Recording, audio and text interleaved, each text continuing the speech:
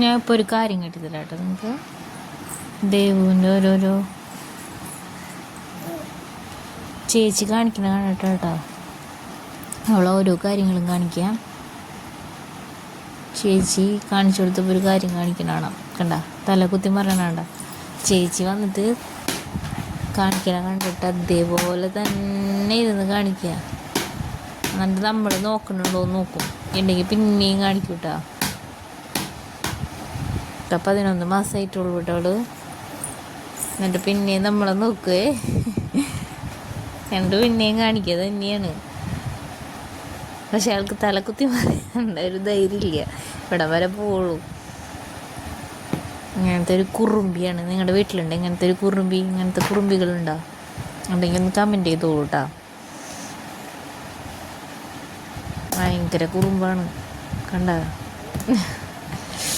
തലക്കുത്തി മറിയണ്.